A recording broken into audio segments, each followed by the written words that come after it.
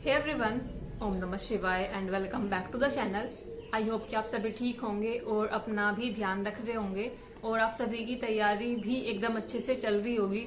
तो मैंने UP police का मॉक टेस्ट लगा लिया है, आरडब्ल्यूए का 27 जुलाई का यूपी पुलिस का मॉक टेस्ट। और मुझे पता है कि बहुत ही ज्यादा लेट हो गया ये, क्योंकि अब ऑलमोस्ट नया मॉक टेस्ट आने वाला है, यानी कि नेक्स्ट संडे का मॉक टेस्ट आने वाला है और अब जाकर मैं ये मॉक टेस्ट लगा पाई हूँ।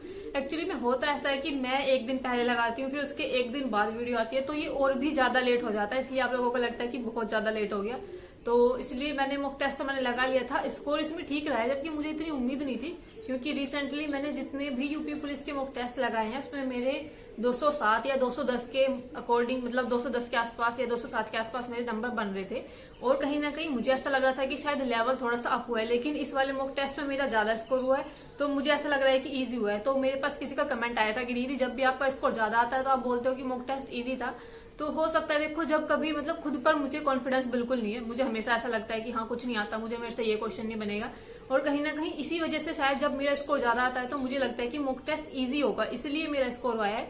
क्योंकि जैसे ही मॉक टेस्ट डिफिकल्ट होता है मेरा स्कोर कम हो जाता है। तो आज मेरा स्कोर काफी अच्छा खासा आया था स्कोर, क्योंकि मुझे इतनी उम्मीद नहीं थी आ जाएगा।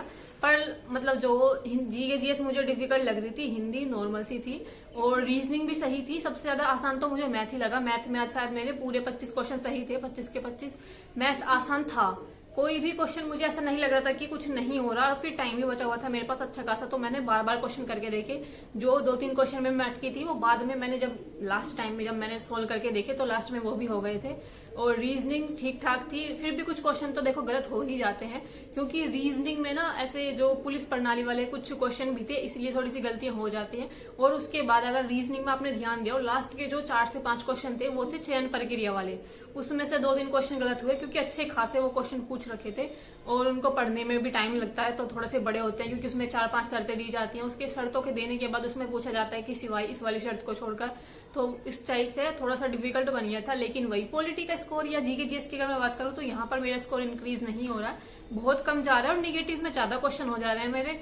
मैंने कोशिश की थी कि मैं निगेटिव ना चूज करूं, जितने मुझे आ रहे हैं उतने ही करूं, फिर भी मेरे 10 क्वेश्चन गलत बैठे हैं जीके जीएस के अंदर। तो एक बार 4-5 क्वेश्चन देख लेते हैं और उसके बाद बात करेंगे कि क्या क्या किस सब्जेक्ट में क्या स्कोर रहा है। पहले मैं इस मॉक टेस्ट को सोच रही थी कि इसका एनालिसिस ना ही कराऊं तो ही सही है, क्योंकि जब जिस भी मॉक टेस्ट में मैंने देखा है कि जहां मेरे 2-4 नंबर ज्यादा आ गए, लोग बोलने लगेंगे कि इसने तो चीटिंग किया है, इसने तो ऐसे कर दिया होगा, ये इसलिए नंबर आए हैं। इसलिए मुझे लगा कि शायद रहने ही देती हूँ ये वाला मॉक टेस्ट कराने के लिए, एनालिसिस कराने के लिए, क्योंकि लोग बहुत चीजें बोलते हैं फिर मुझे लगा कि चलो, बाकी और भी तो काफी सारे लोग हैं भाई, जो लोग साथ में तैयारी कर रहे हैं, जिनको जेन्युइनली पता है कि भाई कितना स्कोर आ रहा है मेरा, क्या चीजें चल रही है, कैसा, जितना स्कोर आता है उतना ही बताती हूँ। मुझे कोई जरूरत नहीं है बताने की ज्यादा करके या कम करके। 200 से कम तो मेरा यूपी पुलिस वाले जो जितने भी मैंने मॉक टेस्ट लगाए हैं आरडब्ल्यूए पर, उसमें नहीं आया।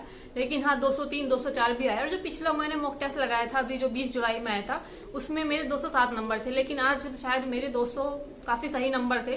तो एक बार आप सभी बताना कि आप सभी का क्या स्कोर रहा है, क्योंकि जनरली अगर मुझे लग रहा है कि सबका इस मॉक टेस्ट में सही स्कोर आया होगा, ज्यादा डिफिकल्ट नहीं था शायद ये, या शायद मुझे इसलिए लग रहा है कि मेरे ज्यादा क्वेश्चन सही हुए थे तो मुझे आसान लगा इसलिए।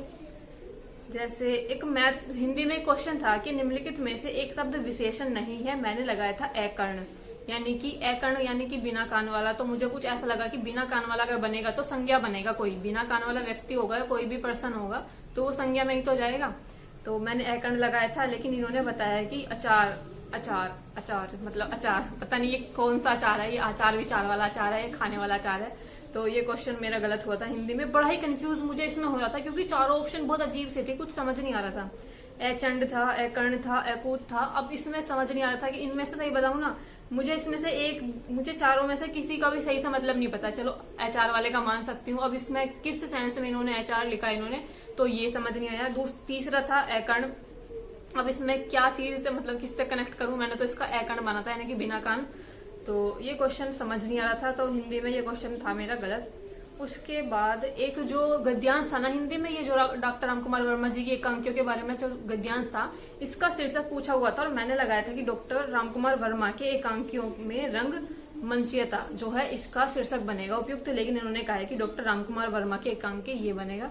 तो ये क्वेश्चन भी मेरा गलत था। और सही बताऊं तो मेरे जो जितने भी क्वेश्चन बन रहे हैं ना शीर्षक निकालने वाले, में से आज तक सही से शीर्षक नहीं निकला किसी भी गद्यांश का हो। मैंने लगाया था क्योंकि रंग मंचीयता जो ये वर्ड है ये भी इसके अंदर पूरे गद्यांश के अंदर आया हुआ था, और कहीं ना कहीं इनकी एकांकियों में मतलब किस टाइप का इनका लेखन रहा है, किस टाइप की एकांकी लिखना इन्होंने पसंद किया है, उस चीज के बारे में बताया हुआ था, इसलिए मैंने डी लगा दिया था। इसमें ऑप्शन बी आना चाहिए था, ये क्वेश्चन मेरा गलत था हिंदी में। उसके बाद एक रीजनिंग में क्वेश्चन था, मैंने बहुत बार सोल्व किया, मेरा लास्ट तक नहीं हुआ ये, हार फिर का मैंने सोचा कि वैसे तो सारे क्वेश्चन बन ही गए थे, एक दो रह रहे थे, फिर मैंने सोचा कि इसको अटेम्प्ट ही कर लेती हूँ, वैसे मुझे नहीं हो रहा था, तुक्के से अटेम्प्ट किया था जो कि हुआ था गलत। ये था अगर 8 संबंधित है 36 से तो 12 संबंधित किससे होगा, मैंने 80 लगा दिया था, और 80 भी मैंने ऐसे ही लगाया था, कुछ लॉजिक नहीं लगाया, सिर्फ ऐसे ही लगा दिया कि शायद मतलब ऐसे पूर्ण सी संख्या है, अगर ज्यादातर कोई संख्या बनेगी तो किसी से कट जाएगी, 80 इसलिए लगा दिया था। इसमें बना था 78, और जब मैंने इसका एनालिसिस देखा ना, इसमें बहुत ही बेकार सा लॉजिक लगा हुआ था सच में, मैंने इसमें हर एक लॉजिक लगा के देख लिया, 8 का आधा करके उसको उससे मल्टीप्लाई, इसकी उससे मल्टीप्लाई, इसका स्क्वायर करके सब चीज करके, पता नहीं क्या क्या मैंने इसमें करके देख लिया, पर मेरा नहीं बना था। फिर जब मैंने इसका एनालिसिस देखा ना, पता नहीं कितना अजीब सा इसमें लॉजिक लगा रखा था, तो मेरा ये क्वेश्चन नहीं बना था, रीजनिंग के अंदर था ये। और जो इस टाइप के जो इस लॉजिक में जो क्वेश्चन बनते हैं ना रीजनिंग में, मेरी ज्यादातर गलतियां ही होती है उसमें, जो इस तरह के अनुपात में रहते हैं, तो ये क्वेश्चन गलत था मेरा। उसके बाद हाँ, ये वाला क्वेश्चन मैं बात कर रही थी, रीजनिंग के अंदर जो चयन प्रक्रिया वाले क्वेश्चन थे ना, एक क्वेश्चन था, संजय 75% अंकों के साथ एक सिविल इंजीनियर है, उसका जन्म 6 जुलाई 1976 को हुआ है, उसने चयन परीक्षा में 70% अंक और इंटरव्यू में 42% अंक प्राप्त किए हैं, तो उसका क्या करना था, मतलब उसका चयन किया जाना था नहीं किया जाना था। मैंने लगाया था कि मामला जो है जीएम भर्ती को भेजा जाएगा, और ये क्वेश्चन मेरा गलत हो गया, यहाँ पर सिविल इंजीनियर की जगह मतलब सिविल इंजीनियर लिखा हुआ था, और सिविल इंजीनियर नहीं होना चाहिए था, यहाँ पर शायद इलेक्ट्रिकल इंजीनियर कुछ ऐसा था, या शायद मैकेनिकल इंजीनियरिंग था, तब ये जाता जीएम के पास, लेकिन इसमें इसका चयन नहीं किया जाएगा क्योंकि सिविल इंजीनियर की बात ही नहीं हुई थी उस पूरे उस सिनेरियो में, ना तो उसमें उपरोक्त जो सिवाय जो शर्तें दे रखी थी, ना तो उसमें उसकी बात थी, और ना ऊपर जो शर्त दे रखी थी, पहली ही शर्त थी ये एमसी होना चाहिए था शायद, और एक और था शायद कुछ ऐसे करके 2 डिग्रियां कुछ बता रखा था। तो ये क्वेश्चन एक गलत हुआ था मेरा, बाकी 4 ठीक हो गए थे, तो ये क्वेश्चन गलत था। यही मैंने 4-5 क्वेश्चन रखे थे क्योंकि मैथ में सारे क्वेश्चन सही थे, और रीजनिंग में जो 1-2 गलत थे वो मैंने आप सभी को बता दी है। पॉलिटी में तो इतनी सारी गलतियां होती है, जीके जीएस में कुछ बताने वाला रहता नहीं कि क्या ही उसमें बताऊं, और हिंदी में जो क्वेश्चन गलत थे वो भी मैंने कोशिश की आप सभी को बताने की। एक बार अब बता देती हूँ फटाफट आप सभी को स्कोर। जीके जीएस के अंदर मेरे 18 क्वेश्चन सही थे, 10 क्वेश्चन गलत थे, 5 मिनट सही क्वेश्चन को करने में लगे थे, 3 मिनट गलत क्वेश्चन को करने में, 10 क्वेश्चन मेरे अनअटेम्प्ट थे। तो ये रहा था जीके जीएस में, मतलब आप देख रहे हो कितना कम स्कोर मेरा आ रहा है जीके जीएस के अंदर, और जहां तक मुझे लगता है मतलब 20+ तो एटलीस्ट रहने ही चाहिए थे, 18 क्वेश्चन बहुत कम है। हिंदी में मेरे 33 क्वेश्चन सही थे, 2 क्वेश्चन गलत थे और 2 क्वेश्चन अनअटेम्प्ट थे।